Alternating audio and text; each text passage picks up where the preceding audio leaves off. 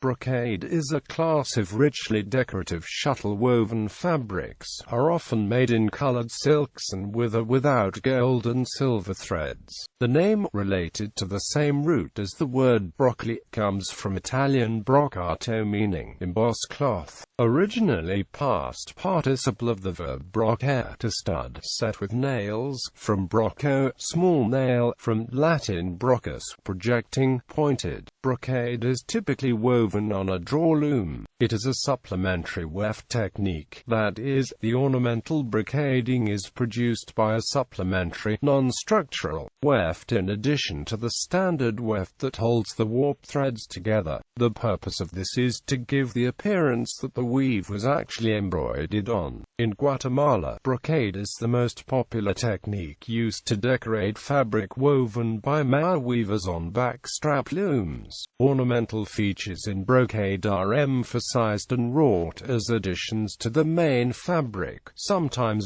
stiffening it, though more frequently producing on its face the effect of low relief. In some, but not all, brocades, these additions present a distinctive appearance on the back of the material where the supplementary weft floating threads of the brocaded or broached parts hang in loose groups, or are clipped away. When the weft is floating on the back, this is known as a continuous brocade. The supplementary weft runs from selvage to selvage. The yarns are cut away in cutwork and brocare.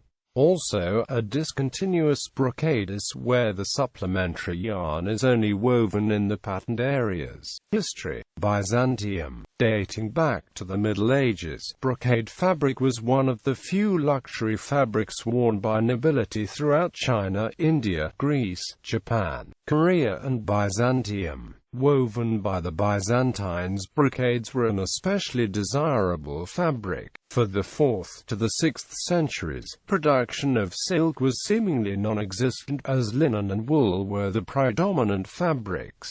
During this period, there was no public knowledge of silk fabric production except for that which was kept secret by the Chinese. Over the years, knowledge of silk production became known among other cultures and spread westward. As silk production became known to Western cultures, trade from the East began to decrease. It was discovered by Byzantine historians that in the 6th century a pair of monks brought the secret of sericulture, silk production, to the Byzantine emperor. As a result, Western cultures were able to learn how to breed, raise, and feed silkworms. For this point until the 9th century, Byzantium became the biggest and most central producer for all of the Western world in the production of all types of silk motifs, including brocades, damasks, brocatals and tapestry-like fabrics. During the early Middle Ages, brocade fabrics were only available to the wealthiest of people, as the Byzantine emperor charged extreme prices for the fabric. The designs woven into brocade fabrics were often Persian in origin. It was also common to see Christian subjects depicted in the complex weaves of the fabric. When these luxurious fabrics were made into clothing or wall hangings, they were at times adorned with precious and semi-precious stones, small medallions of enamel, embroidery and/or appliques.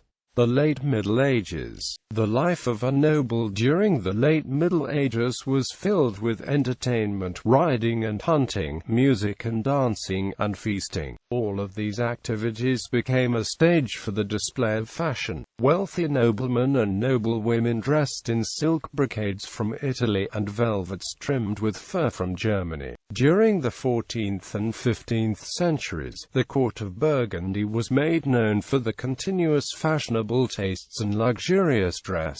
Italy brocades were also an important fabric during the Renaissance, and especially the Italian Renaissance, as wool and silk were the primary fabrics used by Europeans during the the Renaissance, and despite the lack of documentary evidence, it is said that due to the increase in complexity of decoration of Italian silk fabrics of the 15th century, there must have been improvements in silk weaving looms around this time. The complexity and high quality of luxurious silk fabrics caused Italy to become the most important and superior manufacturer of the finest silk fabrics for all of Europe. The almost sculptural lines of the fashions during the Renaissance were paired perfectly with the exquisite beauty and elegance of brocade, damask, and other superior silk textiles. The motifs remained Chinese, Indian and Persian in origin and were a reflection of the trading between the Far East and Italy. It is said that some Renaissance painters designed and sketched textile designs for fabrics production as well as incorporation